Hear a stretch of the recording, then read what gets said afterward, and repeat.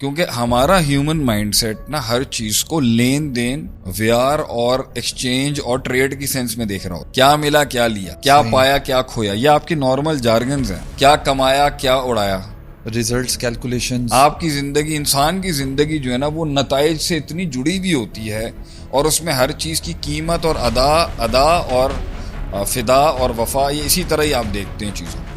اس کا ایک بڑا نقص یہ ہے کہ آپ اللہ کو بھی اس طرح اینالائز کرنا شروع کر دیتے. شیخ، ایک آدمی اپنی پوری زندگی بھر اسٹرگل کرتا رہتا ہے، محنت کرتا ہے، اور جو وہ ریزلٹس چاہتا ہے اپنی اسٹرگل کے ساتھ وہ اس کو نہیں ملتے. اور دوسری طرف ایک شخص ہے جو مطلب زیادہ اسٹرگل نہیں کرتا اور اتنے زیادہ پری ریکوزیٹس اور کنڈیشنز پوری نہیں کرتا، لیکن پھر بھی اس کو بہت جلدی مل جاتا ہے. تو آپ اس کو، یہ آپ نہیں دیکھتے کہ یہ بیلنس نہیں ہے یہ بات؟ آپ اس کو کس طرح دیکھتے ہیں؟ آپ اسے ناانصافی سمجھتے ہیں؟ میں اگر لوگ تو اس کو ناانصافی ہی کہتے ہیں. دیکھیں، اللہ تعالیٰ کا انسان کے ساتھ جو تعلق ہے، اس میں اس تعلق کا جو حسن ہے وہ نعمتوں سے کیوں جڑا ہوا؟ نعمتوں سے، کہ اگر اللہ کچھ دے گا تو ہی میں خوش ہوں گا. یہ ایک نارمل مائنڈ سیٹ ہے ہمارا کہ اللہ کی عطا ہوگی تو ہی میری زندگی میں خوشیوں کے باب کھلیں گے. حالانکہ زندگی کبھی کبھی ایسے لمحات اور جگہوں پہ پہنچ جاتی ہے کہ جہاں سب دروازے بند ہو جاتے ہیں. تو کیا ہم یہ کہیں گے کہ اللہ تعالیٰ انسان کے ساتھ ان فقدان میں اور ان محرومیوں میں بھی اللہ اور بندے کا تعلق نہیں ہے؟ تو اس پہ جتنی بھی آج ہم بات کریں، یہ بات ضروری ہے کہ تعلق اتنا بڑا ہے کہ نعمتیں ہوں یا نہ ہوں، وہ تعلق سب سے بڑی نعمت. اگر آپ اللہ سے جڑے ہوئے ہیں اور اللہ آپ سے جڑا ہوا ہے، اور یاد رکھیں آپ اللہ سے نہ بھی جڑے ہوں، بے حیثیت مسلمان یا بے حیثیت غیر مسلم، اللہ ہر انڈیویجول، ہر فرد واحد کے ساتھ انڈیویجول لیول پہ جڑا. اور میرے خیال سے اس سے بڑی نعمت نہیں ہے کہ اللہ انسان کو یاد رکھ لے، اللہ انسان کا نام لیتا ہو، اللہ اس اتنے سے جز کو کچھ اہمیت دیتا ہو، اللہ نے اس کی طرف پیغام بھیجا ہو، یا اس کی طرف سے پیغام اللہ تک پہنچ جائے اور اللہ اس کو قبول کر لے، اس کی آواز بھی پہنچ جائے. یہ بھی بہت بڑی بات ہے، کیونکہ اللہ اتنی بڑی ہستی ہے، اس کائنات کا خالق ہے. اصل ہی یہی ہے کہ وہ کل ہے اور ہم کچھ بھی نہیں. اب اس کے بعد انسان ہے، اللہ نے اس کو بنایا ہے کہ اس کی ضروریات ہیں، حاجات ہیں، ڈیفینیٹلی اس کی ڈیزائرز ہیں، اور اس کے اوپر اس کے عقائد اور نظریات محرکات اور ایکٹیو ہوتے ہیں. تو ڈیفینیٹلی یہ اصول کے کچھ مل رہا ہے تو اللہ خوش ہے، اور کچھ نہیں مل رہا تو اللہ خوش نہیں ہے. یہ اصول غلط. لیکن اسکیل تو یہی ہے نا کہ بندہ اگر کوئی اپنی خواہش پوری کرنا چاہتا ہے، ہاں، تو اس کے لیے تو خواہش ہونا زندگی میں اللہ کی نعمتوں کی اور ڈیزائرز کی، اور اس دنیا میں اگر اللہ تعالیٰ مجھے کوئی خواہش غلط نہیں ہے، یہ اس کا ہم منکر نہیں ہے، لیکن اگر وہ پوری نہیں ہوتی اور پوری ہوتی ہے، عطا اللہ کی طرف سے عطا ہوتی نہیں ہوتی، اس پر ایک پوری ایک لاگ ہے پوری، جس پر آپ جتنا قریدیں گے میں کوشش کروں گا اس پر بات کروں. دیکھیں، یہ اگر جو آپ نے ابھی بات کری ہے تعلق والی، تو یہ اس شخص کے لیے تو میرے خیال ہے قدرے بہت آسان ہوگا اس شخص کے لیے سوچنا جس کے پاس نعمتیں مل گئی ہیں کہ وہ اپنے تعلق کو برقرار رکھنے کی کوشش کرے. لیکن جس کو نعمتیں نہیں ملی ہیں وہ دعائیں مانگ رہا ہے، اور اس کو یہی سمجھ میں آتا ہے کہ میں پروسیس میں اتنا زیادہ نہ جاؤں، بلکہ میں توکل میں اور نیکیاں بڑھانے میں اور نمازیں پڑھنے میں اور اللہ کے ساتھ تعلق جوڑنے میں جاؤں. تو آپ کو لگتا ہے کہ اگر وہ صرف تعلق جوڑنے کی کوشش کرتا رہے، محنت کو امپورٹنس نہ دے، تو آپ کو لگتا ہے کہ اللہ تعالیٰ کی لاگ فائلز اس طرح کام کرتی ہیں؟ دیکھیں، مسئلہ یہاں پر یہ ہے کہ فرشتے سے جو نا، فرشتوں سے اللہ تعالیٰ نے کچھ چیزوں کی ڈیمانڈ ہی نہیں کی. لا یعصون اللہ ما امرہم ویفعلون ما یؤمرون. اللہ تعالیٰ نے فرشتوں کو بھوک پیاس والی ٹیسٹ سے گزارا ہی نہیں ہے، اختیار کے ٹیسٹ سے گزارا ہی نہیں ہے. ان سے مطالبہ کچھ اور ہے، درختوں سے اللہ کا مطالبہ کچھ اور ہے، چرند پرند سے اللہ کا مطالبہ کچھ اور ہے، کہیں کسی سے طوعاً و کرہن مطالبہ کچھ اور. انسان سے جو مطالبہ ہے نا، وہ مطالبہ سمجھنے میں دا ڈیمانڈ آف اللہ from a human being, we are very much mistaken, we are very much ignorant of the fact کہ اللہ نے انسان سے چاہا کیا ہے. تو پہلے بات یہ سمجھنے کی ضرورت ہے، اللہ کو ضرورت نہیں ہے کسی چیز. لو کان اولکم وآخرکم وَإِنسَكُمْ وَجِنَّكُمْ، وہ جو حدیث قدسی ہے کہ تمہارے پہلے، تمہارے آخری، تمہارے بچے، تمہارے بوڑھے، تمہارے انسان جنات سب مل کے اگر اللہ کو سجدہ کر دیں اور ایک سرویٹیوڈ اور سبمیشن دیتے ہیں، اللہ کو فرق نہیں پڑتا. ومن کفر فإن اللہ غنی حمید، اگر کوئی انکار کر دیتا ہے تو اللہ کو اس سے بھی کوئی فرق نہیں پڑتا. وہ غنی ہے. تو یہ بات سمجھنا بہت ضروری ہے کہ اس کائنات کی طرف سے کچھ ایسا نہیں کمپلیمنٹ کیا جا سکتا جس سے اللہ کو فرق پڑتا ہو. نہ آپ اللہ سے کچھ لے سکتے ہیں، نہ اللہ کو کچھ دے سکتے ہیں. آپ نہ ہی بھی ہوں گے. اچھا، کچھ لوگوں کا ایک باطل عقیدہ تھا نا، کیونکہ اللہ کلیم اس لیے ہے کیونکہ کوئی سامع ضرور ہے. یہ عقیدہ تھا نا کچھ لوگوں کا. بالکل. کوئی سامع نہیں بھی ہوگا سننے والا تب بھی اللہ متکلم ہے، تب بھی اللہ کلیم ہے، کلام کرتا ہے.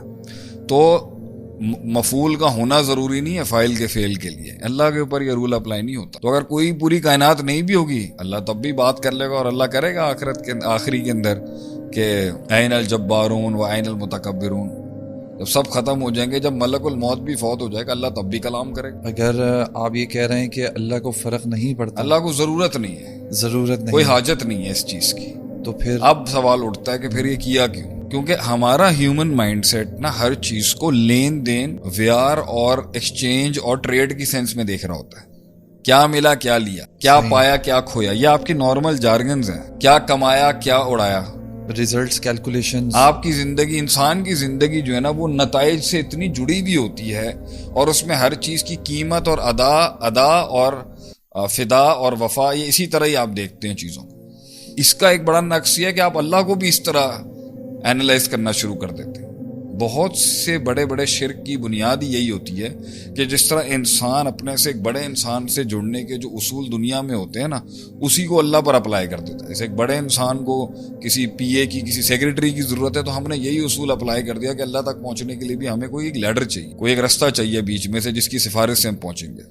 یہ نقص ہی یہی ہے جب ہم اس آیت سے دور ہوتے ہیں کہ لیسا کمثلہ شیء، اللہ کی کوئی مثل نہیں ہے، اللہ کی کوئی اگزامپل نہیں دی جا سکتی کسی دنیا سے. صحیح. اگر جو دوسری جگہ کھڑا ہوا ہے وَلَهُ الْمَثَلُ الْأَعْلَىٰ، وہ بھی بعد میں سمجھائیں گے. یہ آج عقیدے کے باب کا ٹاپک نہیں ہے. ٹاپک یہ ہے کہ اللہ تعالیٰ کو اپنے فارمیٹ سے سمجھنا بند کر دیں آپ، کہ ہمارے ہاں جو لین دین اور عطا کا اور نوازش کا اور جو رحمت کا اور جو دینے کا اور لینے کا اور روکنے کا جو اصول ہے نا، وہ اللہ پر نہیں چلتے. تو اس کا پہلا اصول سمجھنا ضروری ہے ارسلان بھائی کہ اللہ تعالیٰ کو چاہیے کچھ. تو میں آ رہا ہوں اس کے بعد، آپ کنٹینیو کر لیں، پھر آپ نکالیں. اللہ کو چاہیے نہیں، مگر اللہ نے یہ بنایا ہے اور اللہ تعالیٰ کی پسند سے بنایا ہے اللہ نے اس کائنات کے نظام کو. اور اس کے اندر ہر انڈیویجول فرد واحد کی سٹوری سے اللہ پرسنلی کنیکٹڈ، سمجھ رہے ہیں؟ صحیح ہے. اور اس پرسنل کنیکشن کے اندر اللہ کی اپنی مرضی ہے، اپنی چاہت ہے، اپنی منشا ہے، اپنی حکمت ہے، اپنا جلال ہے، اپنا غصہ ہے، اپنا ایک اس کی صفات ہیں جس کے تحت وہ انڈیویجول کی زندگی میں، فرد کی زندگی کے اندر حالات کو اور تصرف کرتے ہوئے تغیرات اور تبدیلیاں اور لینا اور دینا اللہ کا چلتا رہتا ہے. اب یہ اس پر سوال اٹھتا ہے کہ اللہ کس دیتا ہے نہیں دیتا ہے نہیں بھی دیتا ہے، زیادہ دیتا ہے کسی کو زیادہ دے دیتا ہے، کسی کو دیر سے دیتا ہے دیر سے بھی دیتا ہے، کسی کو کم دیتا ہے کسی کو کم دیتا ہے. ایک مائنڈ تو یہ کہے گا کہ بھئی میں اپنے لحاظ سے سوچوں کہ بھئی میں کسی کو کم اور زیادہ کیوں دیتا ہوں، اور ایک ہے کہ ہم اللہ سے پوچھیں یا اللہ کو سمجھیں کہ اللہ کس لحاظ اور کس حساب اور کس اصول سے لیتا ہے اور کس اصول سے دیتا ہے. اس پر آپ پوچھیں کوئی بات ہے تو میں آپ نے کہا نا کہ تعلق اور اللہ کو کوئی. اچھا، تو اس پہ میرا مدعا یہ تھا کہ ایسی زندگی جس میں انسان اللہ کو یاد کرتا رہے مگر اس گلی میں نہ جائے جہاں پر اس یاد کے ساتھ ایک آزمائش بھی ہو، ایک محنت بھی ہو، محنت کس ایک دل کے اوپر چھرا بھی چلے، تکلیف ہو، حکم تکلیفی بھی ہو یا جسمانی تکلیف بھی ہو. یہ اللہ کا مطالبہ نہیں ہے ہیومن کائنڈز. اللہ کا ذکر اذکار کرنے والی مخلوق کم ہے.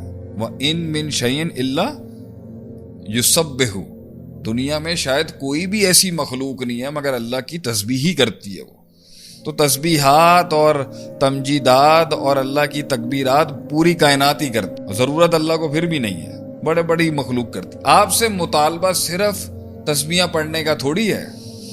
کہ سبحان اللہ الحمدللہ ولا الہ الا اللہ واللہ اکبر کر لیں، یہ تو اور مخلوق بھی کرتی ہے، تو پھر آپ کو کیوں بنایا تھا؟ یہی میرا سوال ہے کہ یہ اس لیے بنایا تھا کہ اس پہلو کو رکھتے ہوئے وہ پہلو جس میں اس دنیا سے جڑے ہوئے پہلو جڑے ہوئے، اس کی میتھس ہے، اس دنیا کی خواہشات ہیں، مادہ ہے، میٹر ہے، ٹائم ہے، انسان ہے، مخلوق ہے، ریسورسز ہیں، ان سے بھی تم نے جڑنا ہے، اور یہ بغیر فزیکل محنت کے نہیں ملتی، مگر اس کے بھی ملنے کے اندر جو اصل تصرف ہوگا، انٹرونشن، وہ سپر نیچرل، ما فوق الفطرت، خدائی قوانین کے ہوں گے جس کے تحت یہ آ رہی ہوگی اور یہ جاری ہوگی۔ مگر اس کے ساتھ جڑنے کا نیچر اللہ نے ایسے نہیں بنایا کہ اگر میں کسی جگہ پر بیٹھ کے منہ نہیں کھولوں گا تو خوراک اندر کیسے؟ اللہ نے اچھا سپر نیچرلی اللہ کو روانہ چاہے گا نا، منہ کھلوا دے گا، لیکن منہ کھل کے ہی کھانا جائے گا۔